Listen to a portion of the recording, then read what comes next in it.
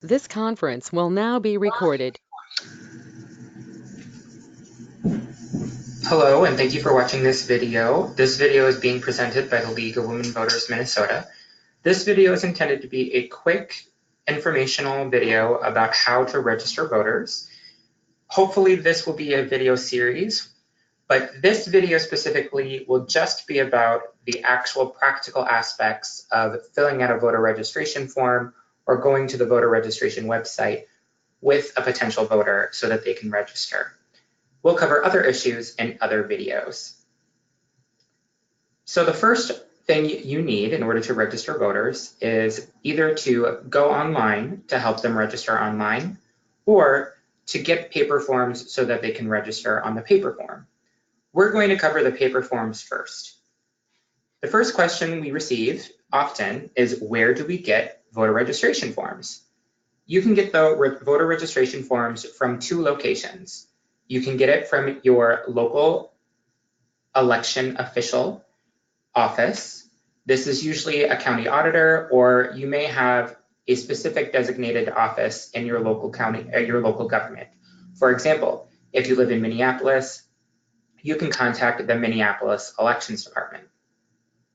You can also get them from the Secretary of State's website and from the Secretary of State. Let's find out how to get that information. The best way to access this information, to either download the forms to print yourself, contact the Secretary of State's office, or contact your local election official, is to use the Secretary of State's website. You can use minvotes.org. That's MNVOTES.org. That will bring you to the Secretary of State's website.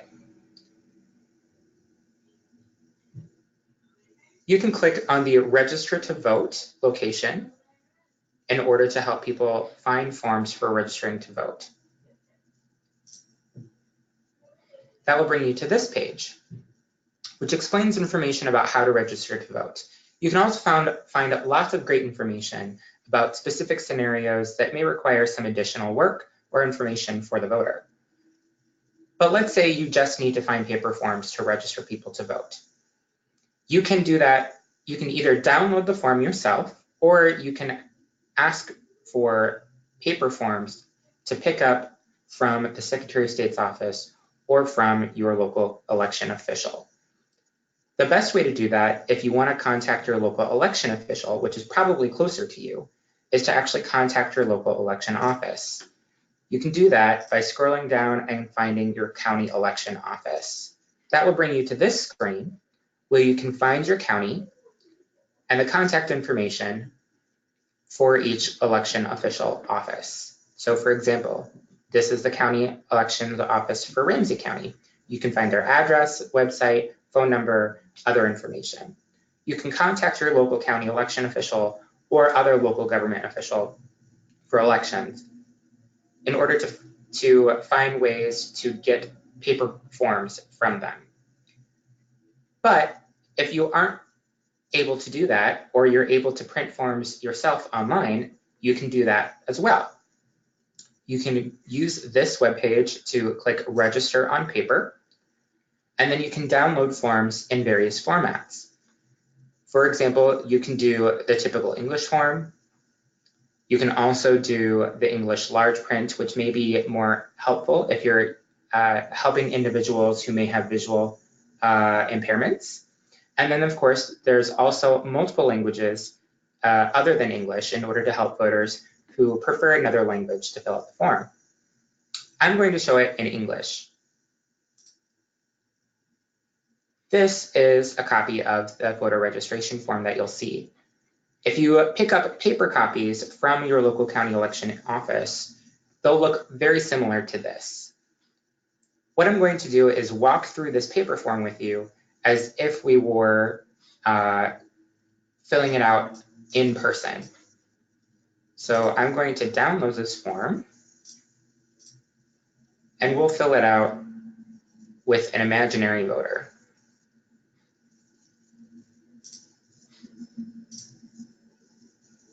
So this is the form that you'll see when you're registering a voter to vote.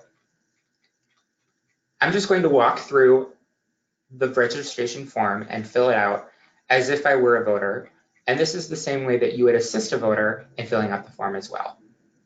First, they need to double check whether or not they're a United States citizen. They do have to be a United States citizen to even submit their voter registration form. So if they're not a citizen yet, then they should not fill out the form. So if they are a US citizen, they can check yes. They also have to be at least 18 on or before the next election day. So if somebody is 17, but they will be turning 18 before the next election, they can fill out this form to register. So if they are going to be 18 before the next election, they will also click yes. If somebody marks no for one or both of these answers, they should not complete this form because they are not able to register at the time. But if they are, then you can continue with the rest of the form. Next, you'll move to box number 3. So we'll just put Smith as the last name. You'll also need to fill in their first name. So we'll put Jane. And you should also put their middle name. We'll put Clara as the middle name. If they have a suffix like junior or senior or the third, you would put that in this box here. So let's say that this is James Clara Smith Jr. That's where you would put that suffix. In box 4, you need to fill out where they live. This is the actual place where they reside. So you would put their address. Let's say that Jane lives at 123 Main Street. You would put 123 Main Street. You can abbreviate street if that's helpful, but you can also spell it out as well if you want. You also need to put down their apartment number if she lives in an apartment. So let's say she lives in apartment number 2. You'll also need to put the city that she lives in. Let's say she lives in Rochester. And then the zip code.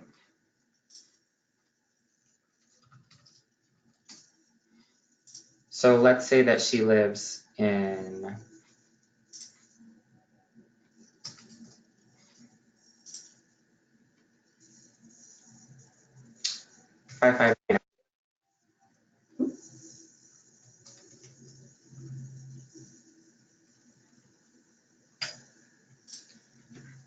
So that's how the form should look once you filled in her address. Now remember, this has to be the address that she actually resides at, so it needs to be where she's staying when she sleeps, essentially. That's usually the best way to determine what their address is. You may have some individuals who have more than one place where they sleep on a regular basis. So for example, you might have someone like a college student that stays both at college in a dorm, but then also may return home. We'll cover college student issues at a later time, but usually if somebody has more than one place where they sleep on a regular basis, it is up to them to determine where their residence is. They get to choose where they believe their residence is.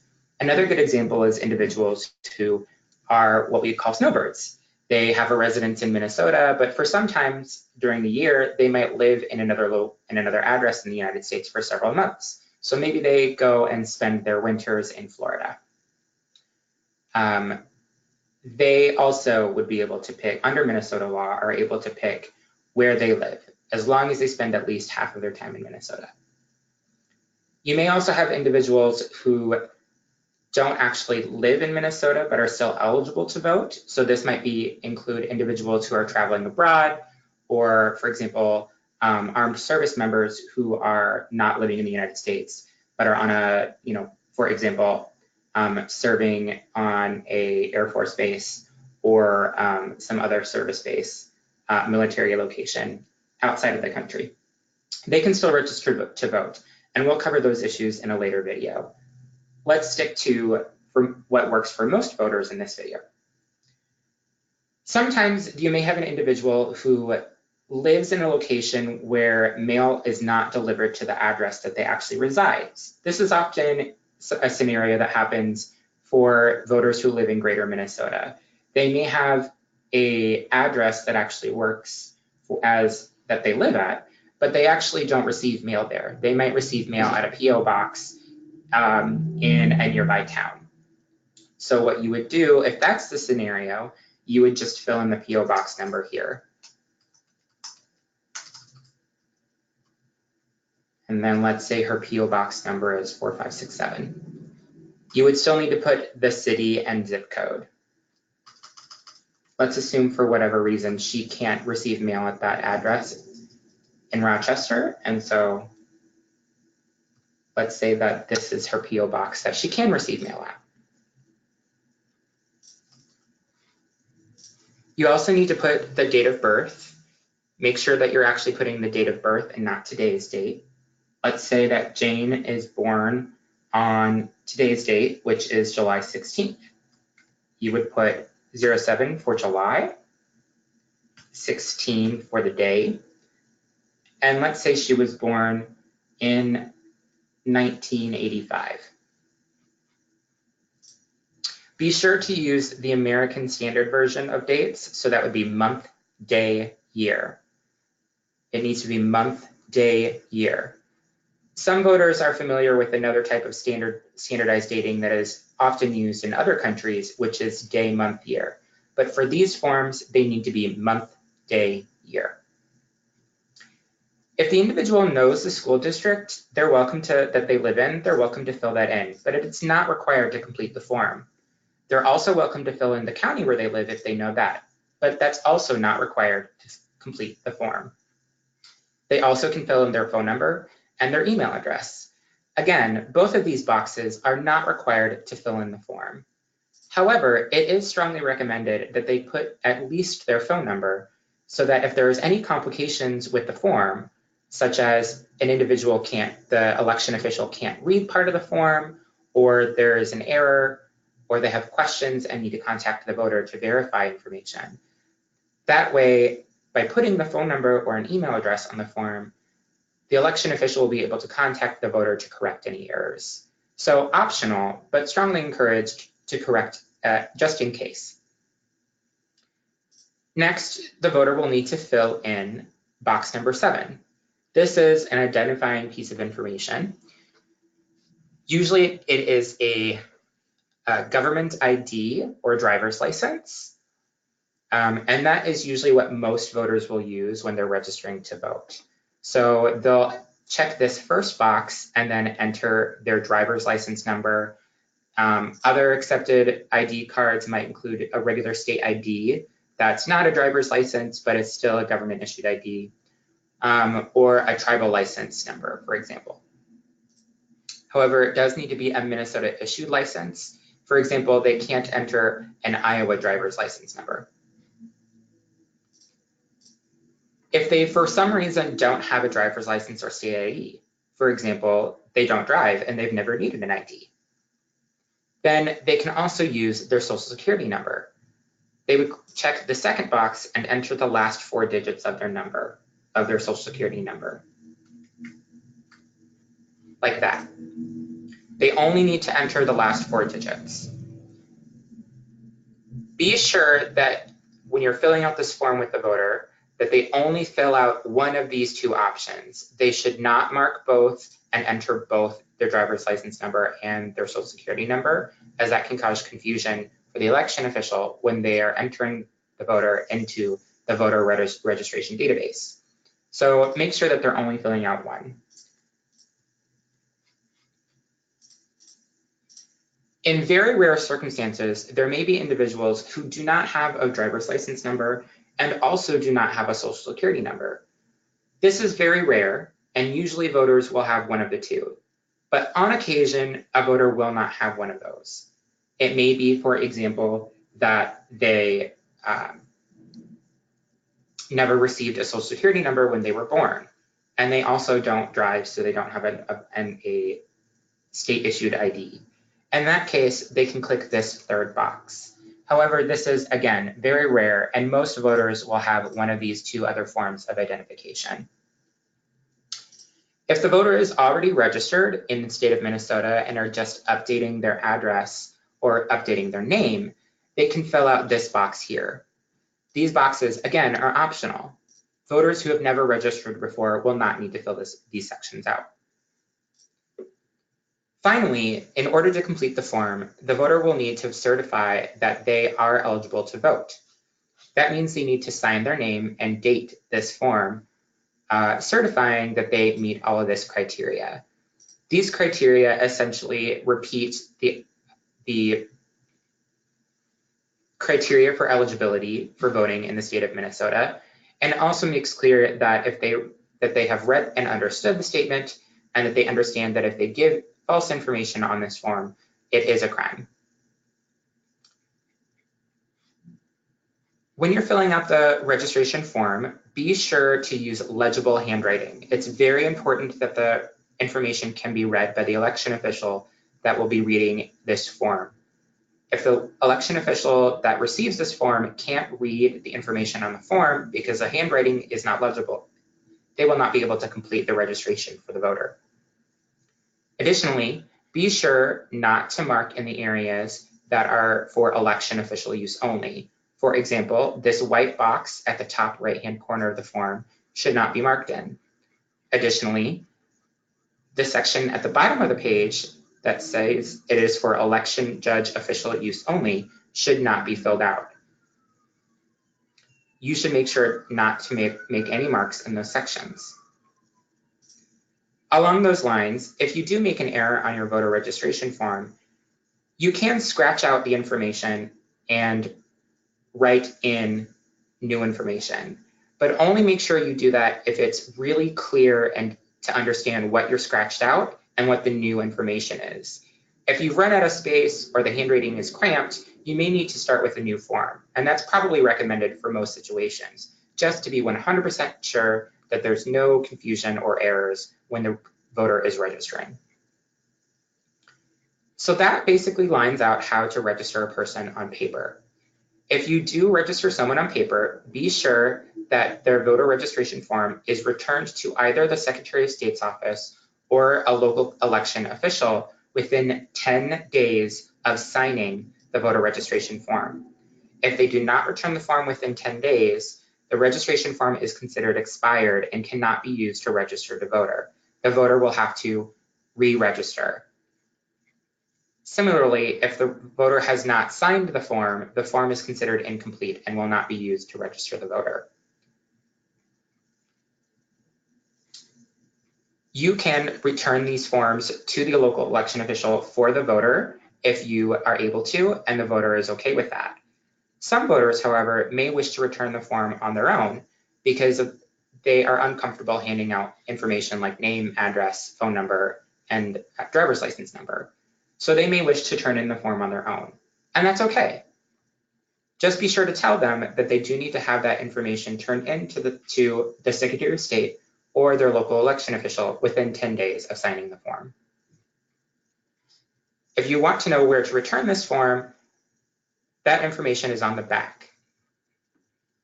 And there is additional information to call the Secretary of State's office if you have questions about how to use this form and need assistance.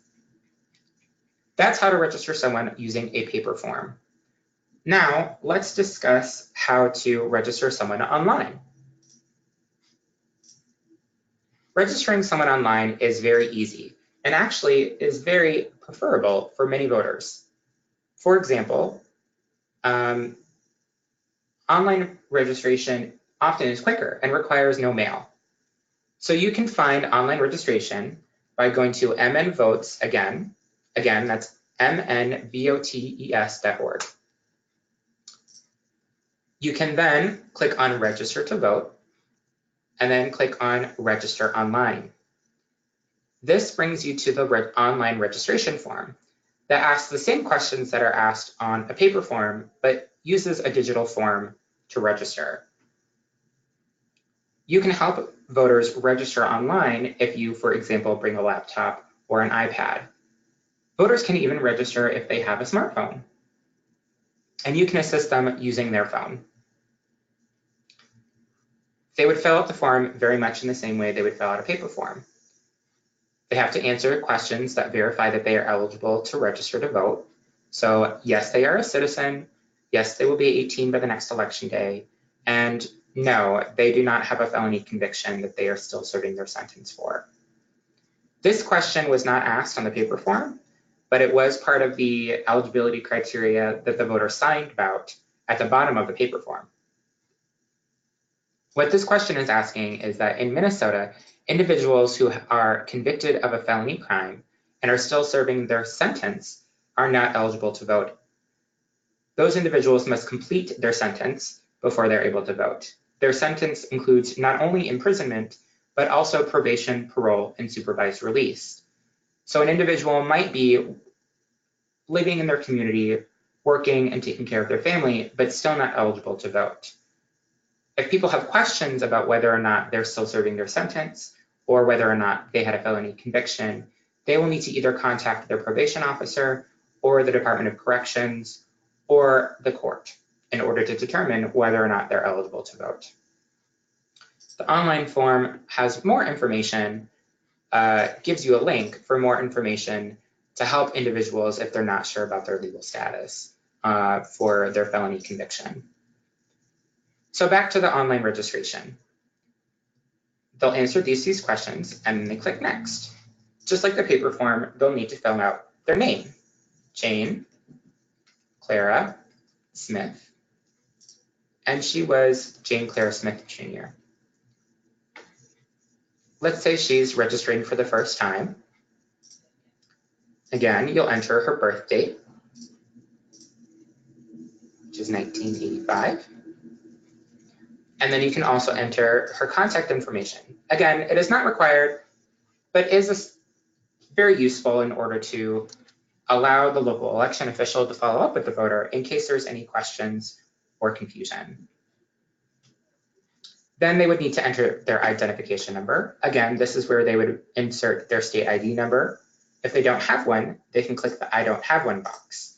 And then they would list their social security number instead. If they are one of the rare voters who don't have an ID card and also don't have a social security number, they will have to use a paper form. They are not able to use the online registration. When you do the online form, it will notify you if you've made any errors, which is one of the benefits of using the online form. It can double check that you've filled in all the boxes you need to fill in before continuing. When you register online, you will need to provide an email address. We're going to pretend that Jane has an email address with the league. So she would enter her email address there in order to make sure that local election officials can get a hold of her in case there's any questions about her registration application.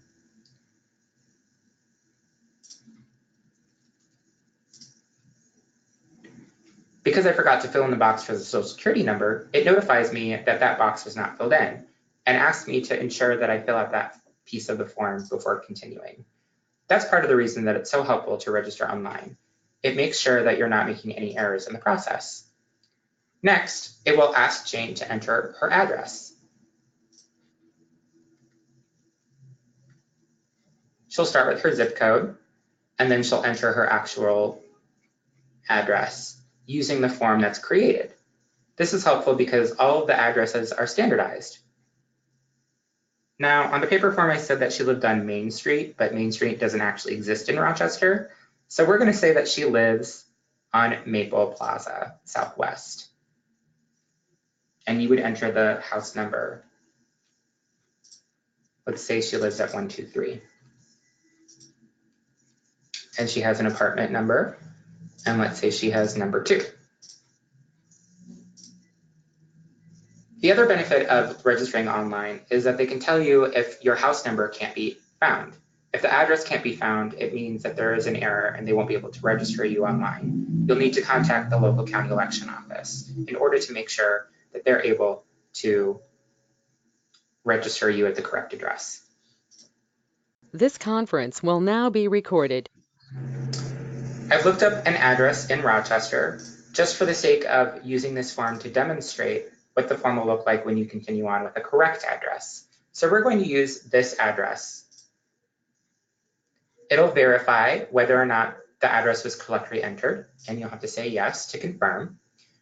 You'll also need to say whether or not they can receive mail at this address. If not, it'll ask you to fill in, you'll check this box, and it will ask you to fill in their PO box information. We're going to skip that step this time. It will also ask whether or not you've moved since you last registered to vote. Since Jane is a new voter, we'll click no. Then this is where the last page of the voter registration form. This is where the voter will do the digital equivalent of signing the form. They'll need to, again, read the information to certify that they are eligible to vote under all of these rules, and understand that they've read this and know that if they provided false information, that it is a crime. Once they've read this form, they'll click this box that agrees that when they type their name below, that is considered a legally binding signature, as if they had signed the paper form. Then Jane would type her name.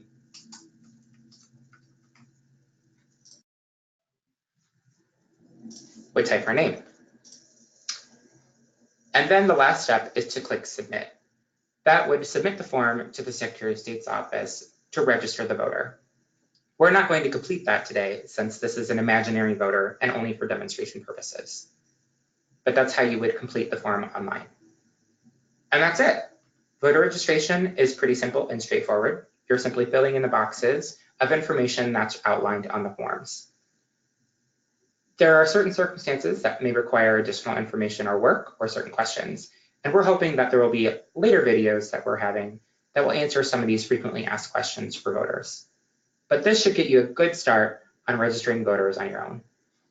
Good luck!